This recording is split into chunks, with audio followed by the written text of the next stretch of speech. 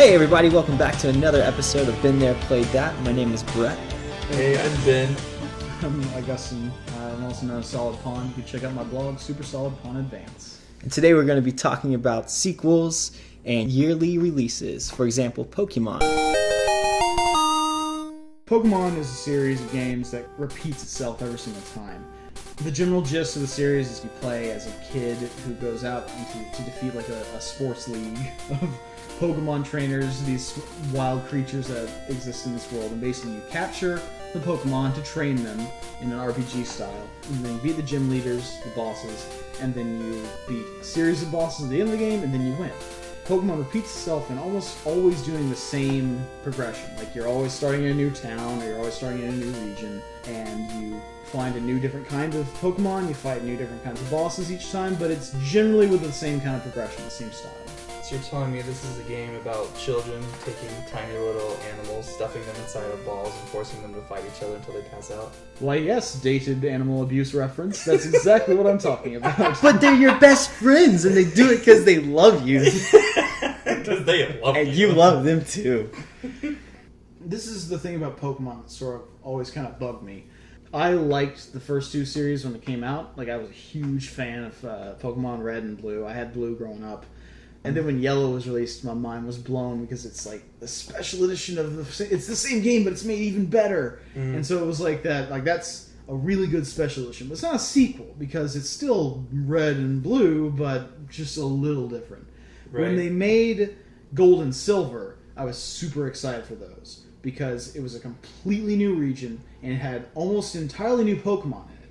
But I was not. It didn't end there because in Gold, Silver, and Crystal being the special edition Gold and Silver. In those games, once you beat, all the bosses and you beat the final stretch of bosses and you become the master in that region, in that same game, you can go back and do the entirety of the first game. You go back to the region from the first game and you fight all those trainers with new Pokemon, with new moves, and it's basically 2 games in one. So like New Game Plus. Yeah, well, it's not even just that. It's not that you're playing through the Johto region again. You go back and you get to play through the Kanto region. In the first region. So it's from the first one. So it's the entirety of Pokemon 1 in Pokemon 2, basically. Yeah, and on top of that, once you beat all those gym leaders and then that gym team, like the final bosses in that one, then this is an extra special mission where you can fight the trainer from the first game. So he's got like the best Pokemon from that one, and it's like that's when you finally completed Gold, Silver, or Crystals, when you've beaten all the Johto gyms, and you've beaten all the Kanto gyms, and you bested yourself from the first game. Nice. It's got this. It's in my mind that's like one of the best ways they could have ever done this sequel. Like as a concept, it offers so much. You can even trade with your copies of Red and Blue. So it's like, I thought it was great. Yeah. And don't forget trading with your friends. Oh, dude, that was mind-blowing as a kid. See, yeah, that was so important. Especially with handheld systems. I remember trading my Pikachu, and I was so sad because it was gone, but it was, oh well. That's awesome. So yeah, I actually only ever played Red. I didn't even play Pokemon growing up, so I missed out on the whole Pokemon craze. Yeah. But I remember all of my friends playing it, everyone playing the games and the cards. I missed out completely on the second generation. Second generation also came out on, was it original Game Boy? Or was it Game Boy Color? It was Game Boy Color. Game Boy Color. You could play it on the original Game Boy. Right. But it was made color. for the color. Right. Cool. So what are you guys thinking about Pokemon after second gen, or just in general? Well, for me, I played the next one, which was Sapphire and Ruby, and that came out on the Game Boy Advance, and it was essentially the same thing, except you're in a brand new region with brand new Pokemon, except I felt like the style kind of changed a little bit, so the Pokemon, they seemed less like animals and like furry friends, and more kind of like rocks. Well, there were so many rock Pokemon. Was that the game where they because aren't in the first 2 generations, it's like the same Pokemon, plus like a couple more, and then there was one generation that was just completely new This Pokemon? was completely new Was that the Pokemon. completely new one? Yep. Okay. Yeah, like in the first game there were 150, and I think they added 70 for the second generation. Something like that. But within but like I was saying before, like within that second generation, you could still catch all 150 of the first ones. Right. It's just there were some extra ones. Ruby and Sapphire like completely redone. Yeah. So no And Pikachus. And they weren't as good. Like there were no like original cute Pokemon like Pikachu, Bulbasaur. Like none. There was nothing like that. You started off with a Wingull or something. Oh man, I can't. Wingull. Yeah. Wingulls are in those are in Sun and Moon, right? Yeah, a lot of Pokemon. Yeah. Are they just like the seagull looking ones? Yeah. I remember hating don't that. I think thought they were the those most were the- boring, lazy design Yeah. of Pokemon I've ever The seen. Pokemon were really boring.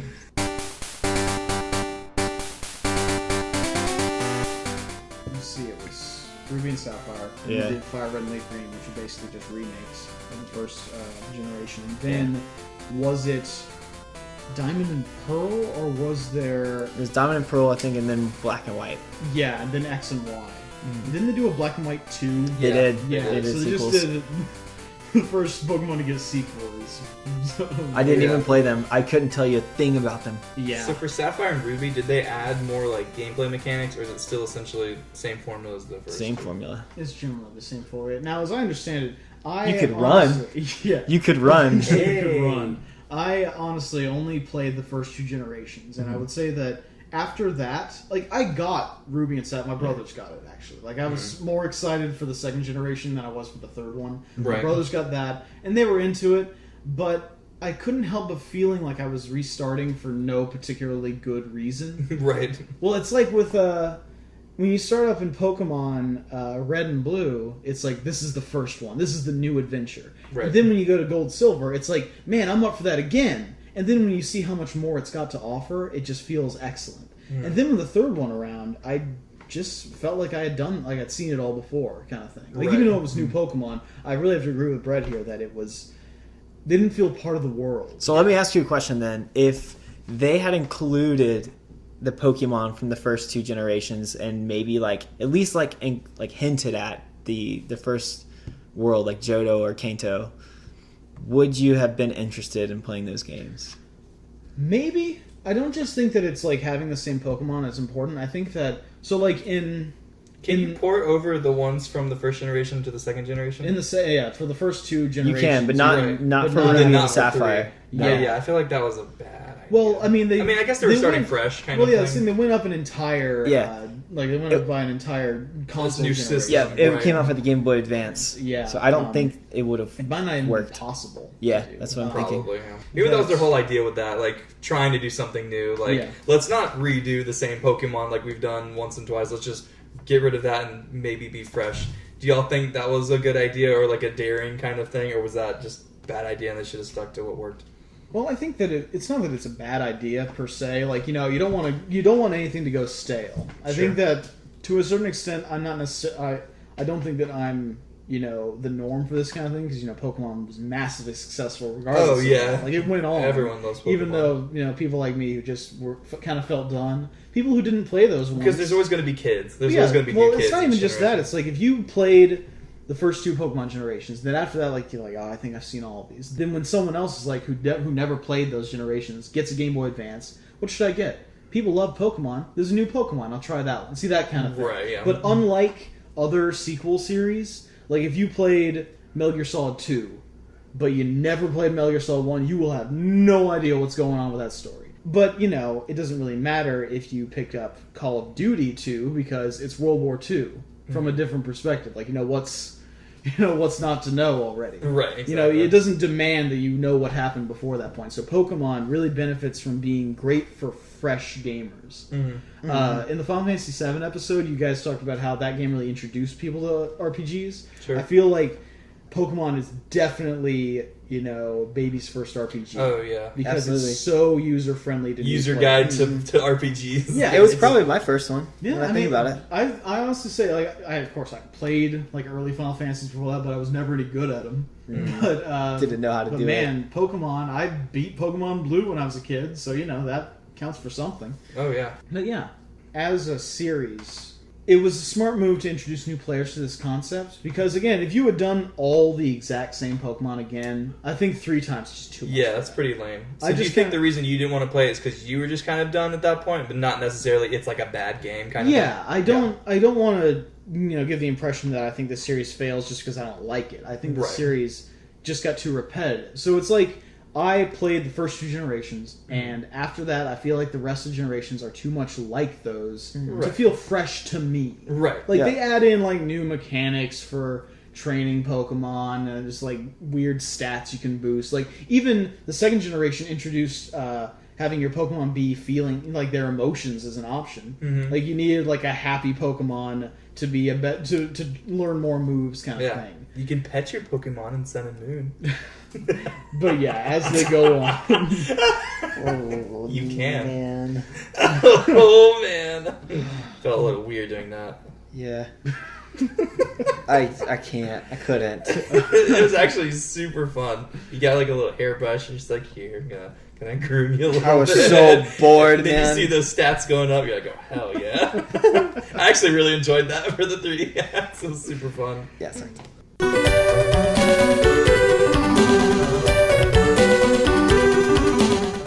Let's talk about why X and Y did so well. For me, I really enjoyed how it completely changed the way the character designs looked and how you can interact in the world. Because typically in the old games, you're looking from like the top down, and it's like you go up, you go down, you go right, and you go left. But this one, you got the joystick that you're using, and the camera pans from the top, it goes down, and it'll situate itself behind the player. And it's a real like interactive 3D environment, which I thought was really cool. so it's more like a full-fledged RPG. In a way, yeah. I mean, well, that's sort of like one of the weird things. This is sort of falls back again to like why I didn't play further generations, is that they played the same way too. Yeah. They just didn't introduce enough, so you would still be on that grid-based Right. top-down system. Oh look, there's a field of grass, and it's just like a bunch of bushes, like right next to Right, each other. exactly, yeah. Yeah. But So, yeah. I mean, definitely, I liked it a lot because it was different enough to feel fresh, and I could get back into it because I did not play Black and White or any of those games because it felt like the same thing. But it felt different enough to where I knew I really wanted to get back in, and it was familiar enough to where I knew what I was doing. I knew how to play, and Did it utilize the 3D at all on 3DS? yeah, a little bit. But I mean, there are some things like when a Pokemon is what's the word? Not morphing. Evolving? Yeah, when a Pokemon evolves, What's like the sparkles and one thing stuff. Pokemon Get wrecked. What's the one thing Pokemon do? I don't know. They say their name a lot. They kick ass. He's Digivolve.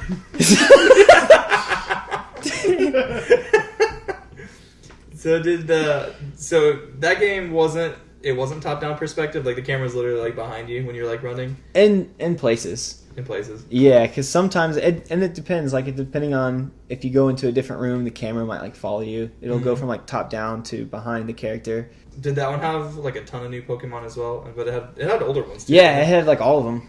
All of them. In like there. all of them, like all of them. Yeah. If you wanted to get like a Bulbasaur or Pikachu, you could trade with other players.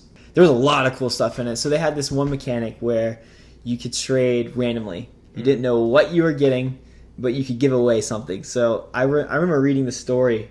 This guy, he traded like a Diglett and got back like a legendary Pokemon just Nice. like randomly. He was, Oh yeah, I know what you're talking about. They had that random trade thing Yeah, in the the random new trade. one as well. Was this the first Pokemon game where you could trade wirelessly? Or were there other ones? no, Well, not Yeah, wirelessly. they experimented with a wireless thing back with Fire Red and Leaf Green. I remember when they Yeah. released those, they came with these weird little like, attachment dongles. I had those. I could Oh, really? never get them to work. Yeah, me either. That was on Game Boy Advance, right? Yeah, and I never understood like how they were supposed to work either. Like you Right. put them on there, you go to the Pokemon Center, and you go up to the trading deck, and then you would enter this menu, and it would like scan for other Game Boy Advances. And it never picked them up. Yeah, it worked. sucks. It worked though on Black and White because that was on the original DS. That's So- right, because Yeah, DS 'cause it had had download Wi-Fi. play. But you So- cannot do it over the internet like No. this. Not like you could on the 3DS for X and Yeah. Y. So I'm pretty sure they just announced new Pokemon games. Oh yeah. So- Sun and Moon Ultra. Oh yeah, that was it. Sun and Ultra. See, they did this similar thing a while back with Heart Gold and Soul Silver. When they Right. did like DS re-releases of the second generation. And Art Fire Red and Leaf Green Yeah, they're the re-releases same of thing. first Re-releases generation. the first generation. Right. And I guess part of me kind of feels like that sounds just a little creatively bankrupt. Mm-hmm. Like, a little excessive. Like, is I that mean- really necessary? Well, it's like, each of those games, did they have like special editions for these later Pokemon generations? Because they had, Red, Blue, and Yellow, then they had Gold, Silver, and Crystal, then they had Ruby, Sapphire, and Emerald. Fire Red and Leaf Green didn't have a third one. Did they do that for the DS games? Mm-mm. No, I So don't they think didn't so. even, they don't, That's just kind of a shame, because that was always like a really good tradition for the series, would be to have one real souped up version. But now what they're doing with Heart Gold, Soul Silver, and then there's Mega and Ultra, Sapphire and Ruby, is just doing the same games over again with the same principle, and adding some just extra adding stuff. some small extras. Yeah. Do you think people would just wait for the souped up version then? Instead of Well, I buying the don't new know one? if they're getting these things out fast enough to do that. It kind of ties back to the old school releasing style, because I remember being really excited when they announced Pikachu Edition, because it's not even called, it's not even technically called a yellow version, it's called Special Pikachu Edition. Yeah. And so it was not even a tradition at that point, it was just a cool thing they did. And it sort of counts as a third Pokemon game. So for those who don't know, the general gist of the difference between the two versions is that they're the same game with the same world, but they each have different populations of Pokemon. So there's some you can only get in one, and some you can only get in another. And this is to encourage you to trade with your friends. Yeah. Right. It was a really great tactic. It Oh yeah, always it's really smart. Yeah. It's a great And, idea. I remember elementary school, middle school, kids always sneaking in their Game Boys. Right, for right. Game Oh, Boy yeah. What do you cables. have, red or blue? Yeah, exactly. So it's Sneaking it out on the playground. I remember we would all get onto the slide and just duke it out. yeah. That's so so good. but then those special editions, the yellow version, it had a blend of red and blue's Pokemon, while also having its own unique features. You're given a Pikachu right off the bat, and you get all Like three the of anime. yeah, like the anime, and you get all three of the starter Pokemon for free. You don't have to trade for a Bulbasaur, Charizard, or a Squirtle. You got 'em all. If you go to each certain cities that have them and talk to the right people, they'll give them to you. Nice. So you You have to look for it though. Well, yeah, you got to work for it, but it's a great added feature. So with Pokemon Crystal, the main change there is that it's the same game as the other two, with once again a different sort of mix of both games' Pokemon. But it also is the first Pokemon game to let you choose to be a boy or a girl. It also included, nice. I didn't know that. yeah, that was. But yeah, so this is the first game you could do that. On top of that, it had a bunch of little extra stuff. That was also in that generation, you could customize your house, customize your bedroom by winning mini games and stuff, and also doing stuff in Pokemon Stadium 2, unlock new things in that. So I mean, again, that's sort of why I sort of think of Crystal as the peak Pokemon, because not only is it the cool second generation with all that extra stuff in it too, it's also the special edition of that with its own unique features. And I mean, I don't think we owned Emerald. I ever played Emerald at some point, but I kind of figured it would be the same general idea, right? Yeah, it's the same. And then let's see, it was Emerald, then it was Diamond and Pearl. Then it was Diamond and Pearl. Then after that was Black and White. Was there no... there was no special edition for Diamond and Pearl. Weird. I could swear there was something... Well, I guess they just gave up at that point. But, I mean, maybe their whole idea going forward was to do, just the special edition re-releases, because they did Fire Red and Leaf Green, and then they did Heart Gold and Soul Silver. Right. Now they're talking about going back to the 3 thing with the Switch version and having stars or whatever, or having that be the 3rd special edition and for it to be on the Switch. But I don't even think that's going to happen. Because they announced a Pokemon game for Switch, but I'm assuming it's going to be a completely unrelated game to the other two.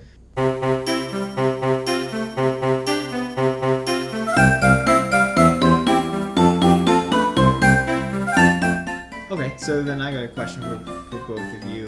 Do you think that this new, not Sun and Moon, but Pokemon X and Y Ultra, isn't that what it's called? X and Y Ultra? So. Sun and Moon Ultra for the new ones?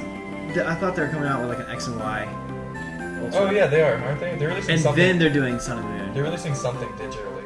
Right. Yeah. So my question is, do y'all think that that's going to be, or it could be for Sun and Moon too, do you think that's going to be the special edition version of X and Y? Well, Fire Red and Leaf Green were the super special editions of the first generation, because they were just the first generation again with just the Game Boy Advance graphics and sound and stuff.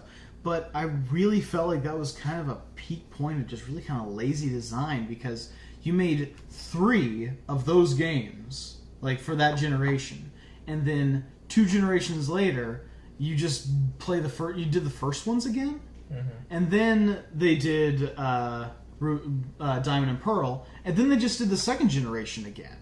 I mean, sure, those games were great, but it seems like Ruby and Sapphire is so much still the same Pokemon formula that remaking Red and Blue was kind of unnecessary. Like, that just feels like repeating yourself in a lazy way. It was one of the things that really drove me away from the series. And so, even if Diamond and Pearl is new in a similar way to Ruby and Sapphire, the fact that they just went right back to doing Gold and Silver again was just kind of a downer for me. Do you think they were under contract and they had to release something every couple of years and they didn't have enough time to come up with something new, so they just re-released a new game? It might be in-house policy to do that kind of thing. Like when Tomb Raider was a huge success, core design, and I think it was IDOS even back then, they were like, super under the gun to say, okay, guys, great, you did a great game. Make another one a year from now. And so Tomb Raider 2 comes out, and then, okay, great, make another one, then 3, and then The Last Revelation, and then all those things. Right. Like, just over and over again. And so it's possible that they could be contracted to do something like that. Yeah. But I kind of feel like it's probably just Nintendo's policy to do that kind of thing now. Yeah. Right. Like, you look at those... Pokemon brings in the money. Yeah, I mean, you look at like what they did with the new Super Mario Bros. Stuff, which, like, I mean, Mario Bros. Is great, but, like, why do you need another, new Super Mario? Like, new Mario Bros. On, like, Wii and then the Wii U version kind of thing? Yeah, like, what does it actually offer that's different from the original Mario Bros. The stuff? Propel Cap, man. I don't know. I had fun with it. I just They're kinda... fun. I mean, that was, like, it is a little unnecessary. Well, the one thing that is different about it is that it's multiplayer. Well, this is the thing, though. This is what really kind of bummed me out about this, is that Mario had a great solid progression, because you had Super Mario Bros., then Super Mario World, which was a better version of Mario Bros., and then you had Super Mario 64, which is it's the evolution of that. Right. And then you had Super Mario Sunshine, which is the evolution of that. And then you had Super Mario Galaxy, which is the evolution of that. Then you get new Super Mario Bros., which is a novelty on the DS, just like being a classic 2D Mario game with 3D graphics. Yeah. But then they did new Super Mario Bros. 2. Uh-huh. And That was on 3DS, right?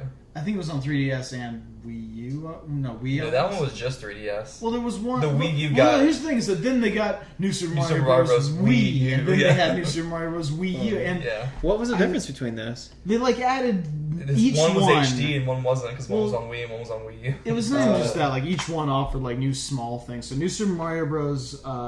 And New Super Mario Bros. 2 are just like sequels. Like they're very similar in design. I mean, they're all similar in design. But they do pretty much when the same Wii things. one came around, active co-op is what was added. Which was awesome. That was like a good thing for that one. But then the second two after that were like literally more of the same. But that's the thing. It's like you said, but now everyone's got raccoon tails, and Yeah, there's exactly. This one, like, Different now power-ups. everything's springy. It Yeah.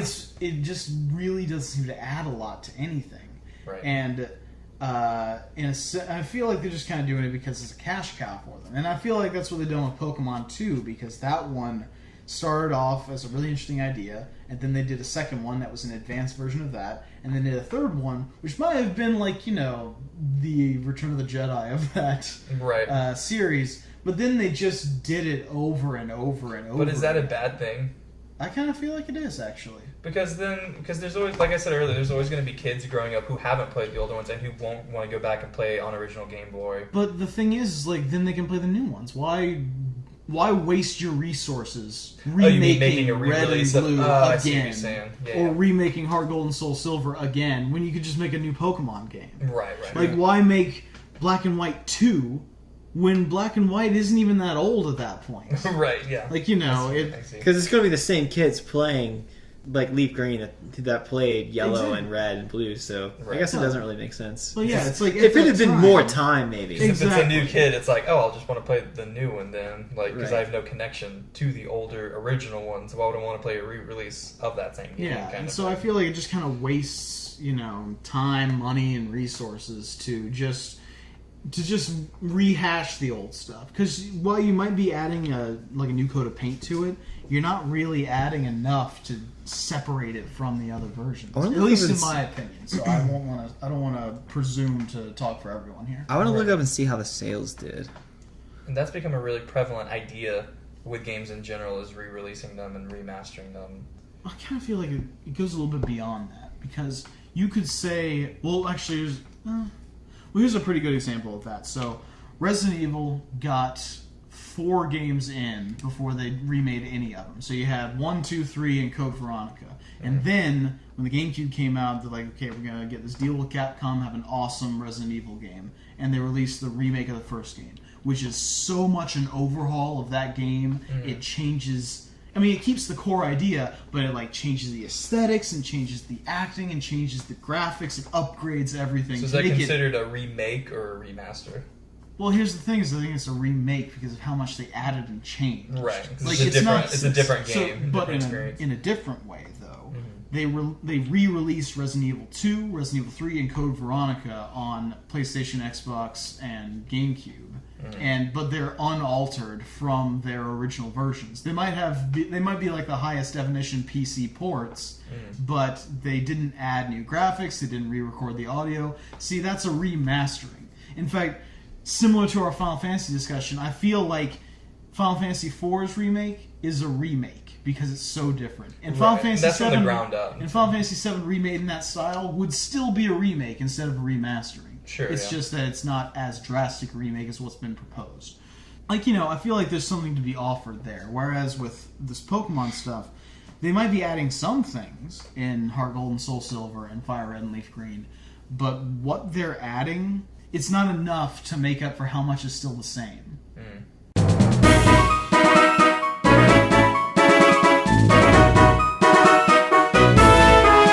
So remasters now, it's like there's one 2 years after a game is released. Well, even more so that like remasters are becoming almost just like ports, where it's like games came out at the end of one system's life cycle and then the new system comes out, so it's more just porting it over, and it's like, hey, we're porting it over, we might as well like remaster it as well. I feel like that's like an okay idea. It's not like the worst idea in the world, but it does definitely reek of cash cow. Well, I think certain games are exempt from that, The Last of Us included, just because didn't it come out like right at the end of PS3's life cycle? 2013. Yeah, so porting it to PS4, I didn't feel like it was the worst idea. And it's what got me my PS4. I never played I played a little bit of the original on the PS3, but then when I played on the PS4, I thought it looked incredible. I thought it was like absolutely gorgeous, and I was like, I have to get a PS4. I have to experience this game on the PS4 because I never played it before. Right. So that's what got me started. So then, here's the question though: was that a remastered? Was it really worth calling it Last of Us Remastered if you just released it on a new console? I don't think it's as much of a remaster. Like, it really doesn't look that much better, in my opinion. They look almost the exact same. They're both HD consoles. It's just like, it was on the PS3 and now it's on the PS4. See, I feel like that's kind of the thing that's the unnecessary part of that. Is like even just calling it that seems like a real like. Why not just call it The Last of Us kind of thing? But it's just The Last of Us again on a new console. Like, it didn't add anything to be called the special edition. Whereas Mass Effect Trilogy is all 3 games. Well, it did so really it is a remaster then. But I mean, is it really worth adding on the title? It's just because they did remaster. But here's what I mean. With Tomb Raider. Here's what I'm saying. They don't call Shovel Knight on 3DS Shovel Knight 3D, even though it has the feature that is unique to that version of Shovel Knight. Yeah, but they didn't remaster anything or update the graphics. It's got 3D graphics. Yeah, but that's just like because that's what the 3DS is utilized for. By that logic, why would a HD console call itself a remastered version if by nature of being the next generation console, of course it's going to look better? Well, not necessarily, because the game's already done, so whether you play it on the PS3 or PS4, it would still look the same unless they actually remastered it. So they had to update the graphics. Say, I can't really recall seeing any real difference between the two versions. Really? Yeah. I remember there's a lot of difference. I remember there being a difference between Tomb Raider when they released Tomb Raider. Because Tomb Raider came out on PS3 and 360, and then they came out on PS4. Edition. Yeah, and that one was a huge difference. Yeah, they changed the frame rate a lot too. Yeah, will definitely make a difference. I remember that one having really distinct differences. I don't remember it so much with The Last of Us that one did. I'm sure it had little things like that as well. Yeah. But I know certain games you look at them and we're like, wow, that looks immediately way better. Like Tomb Raider. Like Tomb Raider for me sticks out because I just remember seeing the side by side part and I was like, wow, that looks so much more cleaned up. Mm-hmm. And there was another one that came out too that did that. Did y'all ever play the Darksiders games? Yeah, they did that with those. And then it was the same thing. They came out on last generation consoles, and then they remastered them for next gen kind of thing. And I don't know. I'm really torn on the whole not remake, the whole remaster thing. Just because by nature it feels like a cash grab because it's the same game. You're buying the same game twice. And if you've already played it, why you're playing it again. But for people who haven't played that stuff, I feel like it's a really good idea because you're getting to play a really good game that you maybe didn't play on the last system, and you're getting to play it in looking better than it did on the last one. So Right. I'm so 50-50. I like the idea of it when I think about it one way, and then the other way I'm like, I don't know how I feel about that. Well, I guess this is the way I sort of look at it, and sort of the reason I kind of feel like it's kind of cheap is like, so something like Dark Souls 2, which was released on PS3 and Xbox 360, it got a special edition on PS4 and Xbone called Scholar of the First Sin. Scholar of the First Sin. So the thing is, though, it's not just that it's on Xbox and PS3; it's that it contains all the DLC from that version. Okay, from since then. So that's it's an addition rather than just being. Yeah, but they The could Last have of Us spelled had it that, didn't it? The Last of Us did have that. They had like another like hour and a half, 2 hour side story of Ellie. It did. That ties into the game, and it works really well. It's like it takes place during the scene where Joel is. I don't want to spoil it, but when something happens to Joel, and then it does like this flashbacks is a of Ellie's spoiler-free life. podcast. So, I'm sure we might have spoiled something in the previous one. Yeah, Yeah, no, but extra hours of story. What was it called? It was called something. Left Behind. Left Behind, yeah. Mm-hmm. No, that was very good. I played it. It was several more hours of DLC story content, which was For free. yeah, which came with it. Which was the game $40 when it came out, or was it a full 60? I think I paid $50 for it. 50. Nice little middle. Yeah, that's not too bad. That's like a Yeah. smart pricing kind of thing. It's still my favorite game on the PS4. Last of Us. Yeah, Yeah, that's a good game. even though it's a last gen game. What does that say about this generation? If you've Oh, ever I game know. from it is from the last Yeah, generation. that's the problem That's I kind of have with sad. it. When the main games that you're buying for consoles are remakes and remasters, I'm like, what does that say about the Yeah. state of gaming and originality in new games? This is gonna be like a whole nother episode right here. Yeah, we're just plugging in a whole spiel. Yeah, this is because that's the stuff I was like always thinking about when I think about consoles now, because like literally the exclusives, especially for Xbox, they have like Forza, they have Gears, and they have Halo, and they can only make those so many times, and then everything else. Well, I I feel don't like, know, man. Everyone loves racing games. People will eat that shit up. Oh yeah, I mean all those franchises are still very strong. Like There's our swear for the episode. what? There's our swear for the episode. Oh, No, like all those franchises are still doing really strong. I mean, Yeah. PS4, I mean, Last of Us, which will be a franchise now because they announced the second one. oh yay! That's that's a good thing that they're doing that. And then what else did they do? Oh, Uncharted. That's still going strong. They announced another Uncharted game. Yeah. So they have their own individual IPs which are still doing well. I think the problem is I feel like the third-party content has just kind of stopped with them, and it's been so much about remaking games that were, known to be really good, like the Crash Bandicoot trilogy that they're now doing now. But then I have mixed feelings about that as well, because I feel like that's a really good idea, because that's a PS1 game, Well- and that's being brought 3 generations forward remastered. There's actually a distinction to be made there because they brought that back, but it's like they overhauled all the graphics. Right, So yeah. it's like So that is kind of like a remake instead of a remaster. there was like this point a few years ago, and this is still before like the Xbox and the PS4 were like big things, but like they were announcing HD remasters of several previous gen games. So like you got the Devil May Cry Right. collection HD. But it wasn't like an overhaul or any sort of remake. It was just a wider aspect ratio. And then there was the Metal Gear Solid HD collection, which again was just a wider aspect ratio of the same dated graphics. And Right. then they did the Silent Hill HD collection, which was just a butchering of Silent Hill 2. Oh Was it yeah, really? It it's ruined trash. Silent Hill Really?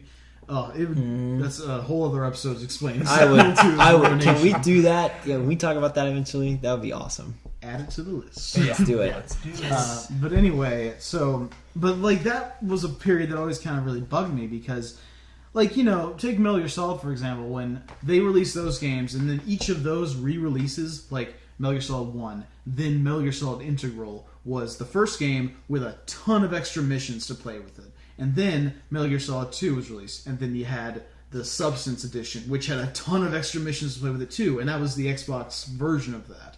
And then they had the third one had its special edition, which included the original Metal Gear games and all that stuff.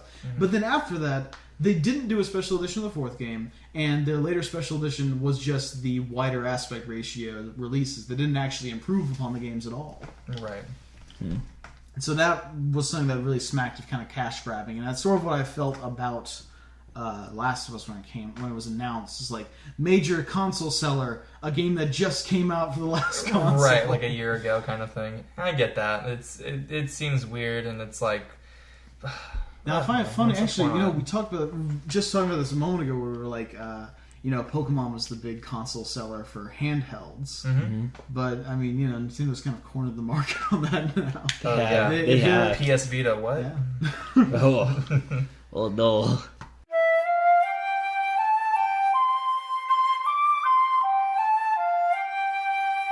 Making a console Pokemon game, this might be a turning of just a complete. I'm interested to see. I don't know. But I mean, Switch is arguably handheld as well, so it's like that's true. I was about to say, I was like, how are they gonna make it handheld? Right. I think that's. I think that's just splitting hairs at that point, because Switch is a home console. You just can carry it around like a tablet. Right, but there's a lot of people who are like, "Oh, it's like a handheld console." Trust me, they've come in and I've talked to them, and I'm like, "No, it's a home console." They're like, "No, but I can take it with me," and I'm like. Yeah, but and they're just like, nope, I'm using it as this. I'm like, no, I mean, cool. It's still like the situation is fundamentally different, because what Pokemon used to do was that you would have to go and take those games with you and bring them to your, elementary school, and then have people, you have to have someone physically there to trade the games with. Right. But now with Wi-Fi being such a major thing and trading things over the internet, you could easily see a Pokemon Mauve and Pokemon Cyan on home console, like full-fledged 3D Pokemon with dynamic boss fights. And that could totally work on the Switch. That would be great. Oh yeah. So yeah, so you can carry it around. That would be great. They could Oh do man, that. that gets me excited. See that, and that's a better thing, is that one of the biggest problems the Switch had was that it's only sure, it's got some stuff on it, not enough in my opinion, but its big seller was Zelda, and they released that on Wii U anyway. Right. So a Pokemon game on the Switch, like a full-fledged console-style Pokemon game, but still in the old-school gameplay style, that's a game worth playing. Oh, that's a sequel worth getting. Right. Changes up so much more of the formula. And they announced the Pokemon game for Switch already. We don't know what it is or what it's called or what it'll look like. If it's just Pokemon Stadium, I'm blowing my brains out. Pokemon Stadium 3, hook up your 3DS. See, I doubt that, because they just made Pokken, which is kind of like a Pokemon Stadium. Yeah. Well, I kind of think Pokken itself is different enough too, since it's like Tekken. It's a fighting game. It's like, again, this distinction between a Pokemon 3D, which is what Pokemon Stadium was, in Pokken Tournament, is that it's now like a fighting game. Right. So it's not the same game. A 3D fighting game, which is just weird to me. I don't like it. They've been doing it for decades, man. I know. I just don't like them. I like the classic, I don't know. I guess they could still be 3D, but I guess the 2D fighting, like the Mortal Kombat, Street Fighter, Smash Bros. Fighting style. It's not like that? No, it's like 3D, it's like weird. Yeah, have you ever played Tekken? I've never played Tekken. Well, you know how in other fighting games it's like, one person on this side, one person on this side. Yeah, instead of looking like that, it's like that. Oh, yeah. Instead of going like this, Mortal Kombat you're in 4 or 3D. Soul Calibur or any of those. Yeah, exactly. Yeah, okay. So, but I don't like it. I think it's weird, but it's a cool idea. I mean, it's your Pokemon and you're fighting. So, I mean, that's kind of a cool idea in and of itself. I just can't really wrap my brain around it personally, just because, Who knows? It might be awesome, and we're dead wrong. Yeah. Yeah. I mean, I played it. It's pretty fun. I played it on Wii U. Cool.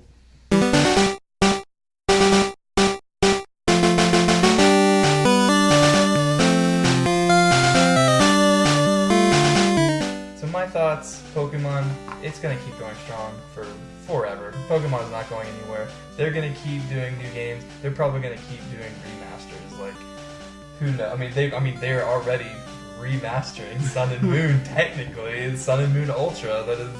It is the second version of that. You can basically call it Sun and Moon 2. So I think those things are going to keep happening. You mean X and Y too? right. No, literally, because Sun and Moon Ultra, it could have just been called Sun and Moon 2. They're gonna keep remastering and remaking because they all make money at the end of the day. They're successful. I can't think of a remake recently that it just totally tanked, and they made a really big overhaul and then no one played it. So I think that says a lot about the gaming community in general, that they are open to those things and that they don't mind as much. Because even we were talking about these things. I mean, I have played The Last of Us Remastered. I played Tomb Raider Remastered. I played Ocarina of Time Remastered. Like, all of those I played because I like the games at the end of the day. So I don't think it's necessarily a bad thing. I think it can be a bad thing if it's just money grab and they're just like barely porting it over and making it look a little bit better. I think they need to add some features, be like, oh, it's got this, or it's distinguished from the old one in this way, or either it's just a complete rehaul like they're doing with Crash Bandicoot kind of thing. I think that's fine. That's how I feel about it. If I was hoping to have anything be taken away from this, is that I feel like Pokemon as a series, I am hopeful that they will make a drastic change with this upcoming Switch Pokemon, because the series has felt stagnant to me since Ruby and Sapphire. And I feel like as much as has changed with the games that introduced like a more dynamic 3D camera on the 3DS and stuff, I feel like it still has been too fundamentally close to the old Pokemon games to really warrant another playthrough. Like, I've felt more comfortable going back and replaying Yellow version than I've wanted to go out and get Sun and Moon. Mm-hmm. Just because, I mean, partially nostalgia value is a really good draw. But I'm hopeful. We'll see what happens. I guess the other thing is that as consoles have progressed and as they've become so much more similar, that remasters and revamps are going to be less and less appreciable. So, like, going from 360 to Xbone or PS3 to PS4, right. I think it's going to be our last big graphical enhancement. So you can say, okay, we're going to release, I don't know, Mirror's Edge Super Duper version. Can they release Skyrim again? For the 15th time? Yeah, like the 15th or 16th time. But, well, what I'm saying is, like, if they released, like, in 2008 era, a 360 or PS3 game on the Xbox One or the PS4, it would probably look pretty good. Like, it would be a noticeable difference between those two eras. Right. Like, if they did Halo 3 Super Edition like they did with the first two games, it would look pretty sweet. Yeah. But after this, like, what will be the appreciable difference between the Xbox One and the Xbox One X's special edition of Halo 5? Microtransactions. Yeah, and DLC. Yeah, I just don't. I worry in that degree. Yeah. So here's hope. Well, for me, I think there's a time and a place for it. I think if you release a game at the end of a generation and you want to port it over as a remaster to the next generation, increase sales, whatever, just if it's a good enough game, why not? I don't see any problem with that. But yeah, I definitely agree with what you guys were saying on that. So, all right, there we go. Thank you so much for listening, guys. My name is Brett. I'm Solid Pawn. Justin Hunt. Ben Miller. Later, guys. Have a good one.